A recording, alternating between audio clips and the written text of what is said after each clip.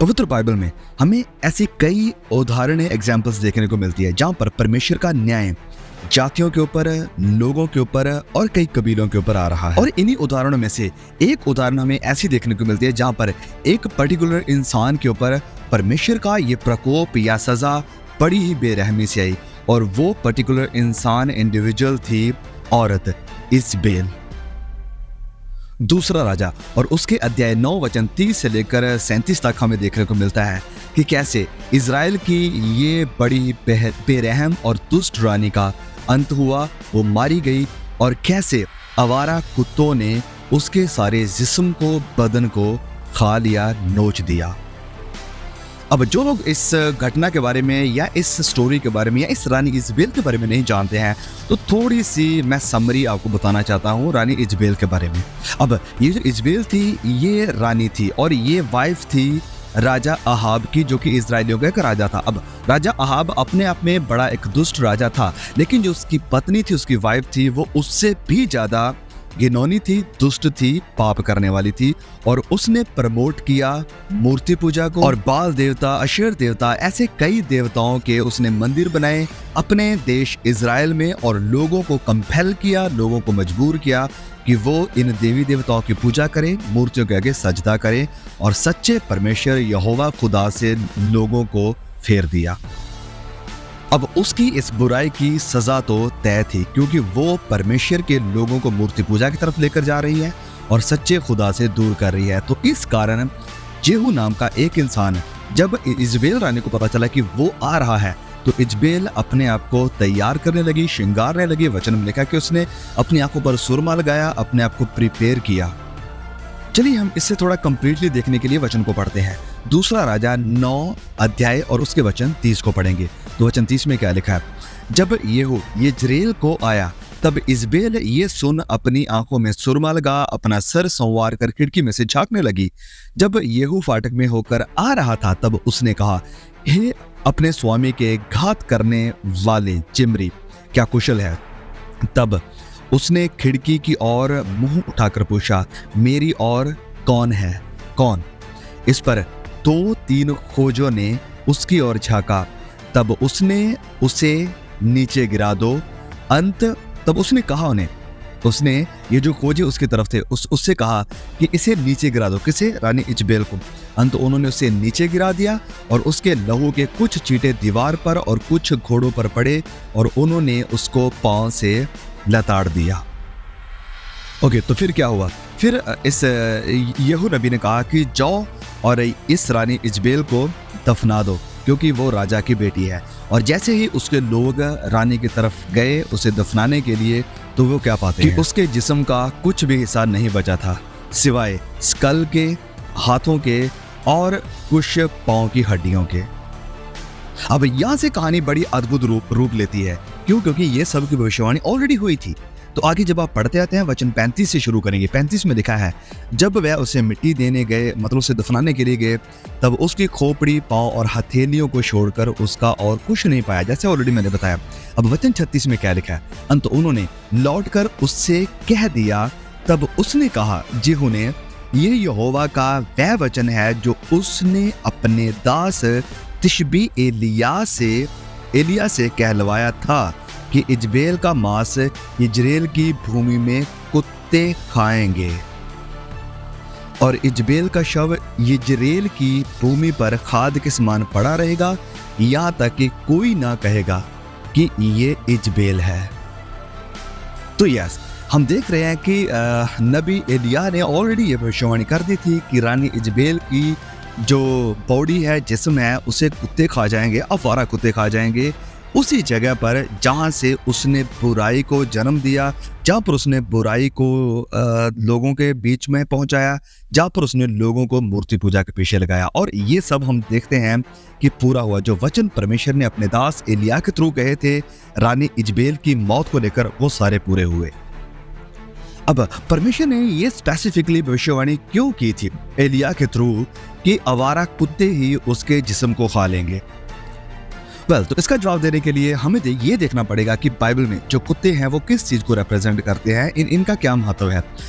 तो पवित्र बाइबल में ये जो आवारा कुत्ते होते हैं इन्हें अशुद्ध माना जाता है। They are considered as unclean scavengers in the ancient Israel. आवारा कुत्तों के द्वारा किसी के बदन को खा लिया जाना ये एक साइन था, ये एक चिन्ह था कर्स का कि कोई इंसान श्रापित है, इस कारण उसे प्रॉपर बरियल नहीं मिल रहा है, उसका अंतिम संस्कार प्रॉपर रीति से नहीं हो रहा है, वरन उसके बदन को, उसके जिस्म को आवारा कुत्ते खा रहे हैं। तो एक कर्स, एक श्राप, एक सजा का ये चिन्ह होता है।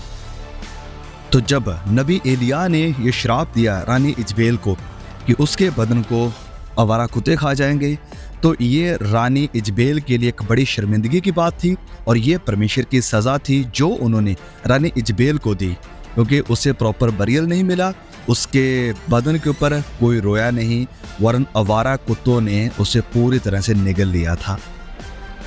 तो जैसे रानी इजबेल ने इस देश इजराइल को एक उजाड़ बना दिया था और लोगों के लिए इजरायली लोग एक शर्मिंदगी का कारण बन गए थे, तो इसी कारण रानी इजबेल की मौत भी उजाड़ बन गई, शर्मिंदगी का कारण बन गई और आवारा जानवर, अशुद्ध जानवरों का ये खाना बन गई। जैसा अंत इस रानी इजबेल का हुआ, किसी भी और इजराइल की या यहूदा की रानी का ऐसा अंत नहीं हुआ जो देखने को मिलता है रानी इजबेल का। और ये एक बड़ी ही प्राइम एग्जाम्पल है, ये एक वार्निंग है हम सब के लिए भी कि अगर हम भी सच्चे खुदा से, उसके वचनों से मुख फेर लेते हैं और दूसरी चीज़ों को अपना खुदा, अपना देवता, अपना आइडल बना लेते हैं, तो परमेश्वर की सज़ा एट द एंड उन सब के ऊपर आएगी जो अपना चेहरा, अपना मुख सच्चे खुदा से फेर लेते हैं। तो इस रानी का पाप क्या था, इस रानी इजबेल का गुनाह क्या था? तो इसका गुनाह था, सबसे पहली बात है कि ये इजराइल में, जैसे मैंने ऑलरेडी कहा, आइडोलेट्री को यानी मूर्ति पूजा को लेकर आई, बाल देवता की पूजा। इसमें क्या होता था? इसमें सेक्सुअल इमोरैलिटी थी, व्यभिचार था, इसमें बच्चों का बलिदान किया जाता था और इसमें सबसे जरूरी बात है कि यहोवा खुदा को रिजेक्ट कर दिया गया था, उसे छोड़ देने की बात हुई थी। और दूसरी उसकी गलती थी कि इस रानी इजबेल ने खुदा के सारे सच्चे नबियों को सताया था, यहाँ तक कि कई खुदा के नबियों को इसने मरवा भी दिया था।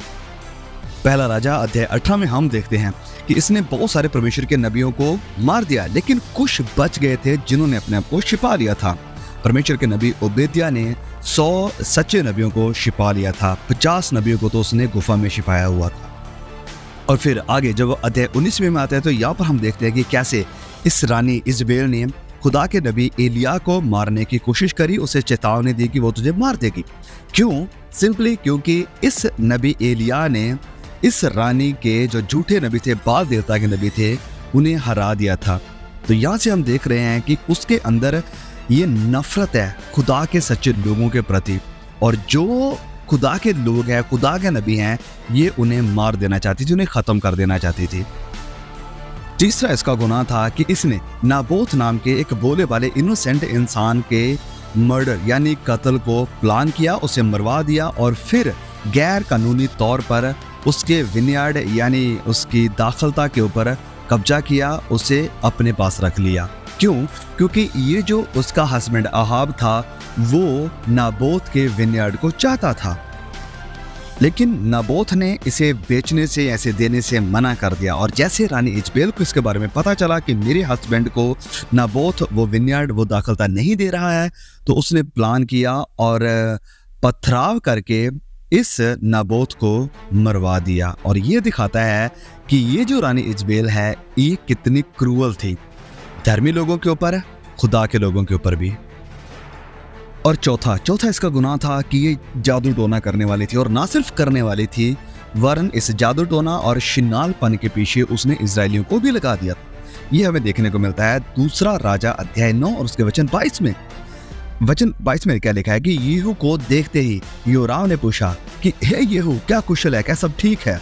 तो येहू ने उत्तर दिया कि जब तक तेरी माता इजबेल शिनालपन और टोना करती रहे तब तक कुशल कहाँ, तब तक पीस कहाँ, तब तक सब कुछ सही कहाँ, जब तक वो शिनालपन कर रही है। शिनालपन क्या होता है? फॉर्निकेशन। और टोना कर रही है। इंग्लिश में लिखा है सॉर्सरी, जादू टोना करने वाली थी ये। और क्योंकि ये औरत खुद शिनालपन करने वाली थी, जादू टोना करने वाली थी, तो इस कारण इजरायली लोग गुनाह में फंसे रहे और सबसे जरूरी बात कि आत्मिक गुलामी में ये पड़ गए थे। तो मेरे प्रिय भाइयों और बहनों, इस रानी इजबेल की लेगेसी क्या है? वेल, उसकी लेगेसी बस यही थी। उससे हम यही सीख सकते हैं कि इस रानी इजबेल ने सबसे पहले प्रमोट किया शिनालपन को, व्यभिचार को, सेक्सुअल इमोरैलिटी को, फिर मूर्ति पूजा, आइडोलेट्री को, फिर ये थी खुदा के सच्चे नबियों को, भविष्यवक्ताओं को सताने वाली, उनके ऊपर और उनको खत्म करने वाली, उन्हें मारने वाली, उनसे नफरत करने वाली। और सिर्फ यही नहीं, हमने ये भी देखा कि ये जादू टोना करने वाली थी और सेंसुअलिटी को बढ़ावा देने वाली थी। और इसी कारण ये कोई अचंभे की बात नहीं है कि परमेश्वर ने इन अशुद्ध जानवरों को, अनक्लीन जानवरों को, आवारा कुत्तों को भेजा कि वो इसके बदन को, इसके जिस्म को खा जाएं, खत्म कर जाएं उसकी मृत्यु के बाद। और मेरे प्रिय भाइयों और बहनों, हमारे लिए भी यहाँ पर एक चेतावनी है, एक वार्निंग है कि एक नतीजा बहुत ही भयंकर है। अगर हम लगातार बुराई में रहते हैं, लगातार अपने गुनाह को हृदय में छुपाए रहते हैं, इन्हें खुदा के सामने मानकर पश्चाताप नहीं करते हैं, तो इसका नतीजा एक दिन बड़ा ही भयानक होने वाला है। और ये मायने नहीं रखता है कि आप कितने पावरफुल हैं, आप कितने मशहूर हैं, आपने अपनी जिंदगी में कौन सा मुकाम हासिल कर लिया है। अगर आप खुदा से दूर हैं, लगातार पाप में है, लगातार घमंड में है, क्रोध में है, या किसी भी गुनाह में आप फंसे हुए हैं और उस गुनाह को आप छोड़ना नहीं चाहते हैं, उस गुनाह से आप प्यार करते हैं क्योंकि वो आपको संतुष्टि दे रहा है, तो नतीजा भयानक होगा। नतीजा बड़ा ही भयानक होगा। ऐसी मौत जो शर्मिंदगी के साथ भरी हुई होगी, ऐसी मौत जो कि आप कल्पना भी नहीं कर सकते हैं। वचन में लिखा, प्रभु यीशु ने कहा कि जहाँ पर रोना और दांतों का पीसना होगा, जहाँ पर आप कल्पेंगे, आपकी आत्मा कल्पेगी, आपकी जुबान तरसेगी, रोएगी कि एक बूंद पानी की भी मिल जाए। वचन कहता है कि be careful, your sin will find you out, कि सावधान रहो, तुम्हारा पाप तुम्हें लगेगा। एक दिन ये जो तुम्हारा पाप जो तुम्हें अच्छा लग रहा है, जिसमें तुम्हें आनंद मिल रहा है, जिसमें तुम्हें संतुष्टि मिल रही है, ये पाप एक दिन आपके लिए एक बहुत बड़े विनाश का कारण होगा। लेकिन मेरे प्रिय भाइयों और बहनों, मैं आपको इसी निराशा के साथ नहीं छोड़ सकता हूँ, क्योंकि वचन हमें नहीं छोड़ता है। एक अच्छी खबर है, there is a good news and the good news is gospel. वो सुसमाचार मसीह यीशु का कि अभी भी आपके लिए दया के, अनुग्रह के दरवाजे खुले हुए हैं। जो लोग पश्चाताप करते हैं, जो अपने गुनाह को मान लेते हैं और प्रभु यीशु मसीह के आगे अपने आप को नम्र करते हैं, तो यस, आपके लिए मुआफी है, यस, आपके लिए रास्ता है, यस, आपके लिए उम्मीद है, अगर आप मसीह यीशु की तरफ मुड़ते हैं, अपने गुनाहों को बाय बाय करते हैं। तो संत पौलुस, जो एक वक्त में मसीह यीशु को सताने वाला था, उसकी दुल्हन, उसकी कलीसिया को सताने वाला था, लेकिन उसने भी पश्चाताप किया और प्रभु यीशु के साथ अपना रिलेशन सही किया। वो लिखता है पहला कुरिन्थियों अध्याय 6 वचन 11 में कि तुम में से कितने ऐसे ही थे, परंतु तुम प्रभु यीशु मसीह के नाम से और हमारे परमेश्वर के आत्मा से धोए गए, पवित्र हुए और धर्मी ठहरे हो। तुम धोए गए मतलब तुम साफ कर दिए जाओगे, तुम पवित्र कर दिए जाओगे। तुम जो अनक्लीन, अशुद्ध थे, तुम पवित्र कर दिए जाएगा और तुम धर्मी हो जाओगे। तुम जो अपराधी हो, क्रिमिनल हो, तुम धर्मी ठहरोगे। तुम्हारे खिलाफ कोई भी अपराध, कोई भी क्राइम नहीं रहेगा। मेरे प्रिय भाई और बहनों, मायने नहीं रखता है, बिल्कुल भी नहीं, कि आपके पाप कैसे हैं, कितने भद्दे, कितने घिनौने और कितने बड़े हैं। लेकिन अगर आप क्राई आउट करते हैं, अगर आप रोते हैं मसीह यीशु के सामने आकर, गिड़गिड़ाते हैं, पश्चाताप करते हैं, अपने गुनाहों को मान लेते हैं, तो यस, जैसे ये वचन कह रहा है, आप धो दिए जाओगे, आप पवित्र कर दिए जाओगे और आप धर्मी ठहर जाओगे। आपको धर्मी बना दिया जाएगा। कैसे? मसीह यीशु के लहू के द्वारा, मसीह यीशु के अनुग्रह के द्वारा। हमारे मैले जिथड़ों का चोला उतार कर हमें नए धार्मिकता का चोला पहना दिया जाएगा, एक नई ड्रेस पहना दी जाएगी। और this is the gospel, this is the power of the gospel. सुसमाचार की यही ताकत है, ये अद्भुत है। इब्रानियों 9:14 में लिखा है, तो मसीह का लहू जिसने अपने आप को सनातन आत्मा के द्वारा परमेश्वर के सामने निर्दोष चढ़ाया, तुम्हारे विवेक को मरे हुए कामों से क्यों ना शुद्ध करेगा। ये मसीह यीशु का लहू तुम्हें क्यों ना शुद्ध करेगा, ताकि तुम जीवते परमेश्वर की सेवा करो। अपने गुनाह की सेवा नहीं, शैतान की सेवा नहीं, अपने जिस्म की सेवा नहीं, अपनी अभिलाषाओं की सेवा नहीं, अपनी आंखों की सेवा नहीं, वरन जीवते परमेश्वर की सेवा करोगे। कैसे? जब आप मसीह यीशु के लहू को रिसीव करेंगे, जब आप मसीह यीशु के लहू की ताकत को अपना लेंगे, जब आप मसीह यीशु के लहू को अपनी जिंदगी में लागू करेंगे, तो जीवते परमेश्वर की सेवा करोगे। मेरे प्रिय भाइयों और बहनों, होने दे कि ये रानी इजबेल की जो कहानी है, जो घटना हमने देखी उसके साथ घटी, ये हमारे लिए एक सावधान, एक चेतावनी बनकर आए, ये हमारे लिए एक वार्निंग बनकर आए कि हम इन सारे पापों से, जिसमें रानी इजबेल इन्वॉल्व थी, कि वो खुदा के लोगों को सताने वाली थी, कि हम भी व्यभिचार से बचे रहें, मूर्ति पूजा से बचे रहें और हर तरह के शिनालपन और जादू टोने से बचे रहें, ताकि हम परमेश्वर की सेवा करने वाले हों। और ये कैसे हो सकता है? ये होगा मसीह यीशु की आत्मा की मदद के द्वारा। जब आप पवित्र आत्मा की सामर्थ्य को मांगोगे, तो सारे बुरे कामों से आप बाहर रहोगे, आप जीत पा सकोगे। जीत पाने के लिए मसीह यीशु के लहू को पुकारें, क्योंकि वो लहू काफ़ी है। ये वचन कह रहा है कि वो लहू काफ़ी है विवेक के हर एक गुनाह को साफ करने के लिए, शुद्ध करने के लिए। और पवित्र आत्मा हमारा मददगार है, जो हमारी मदद करेगा कि हम रानी इजबेल के रास्तों पर ना चलें, वरन मसीह यीशु के रास्तों पर चलें। ओके, सो आई होप कि आपने इस वीडियो से, इस मैसेज से बहुत ब्लेसिंग को पाया है।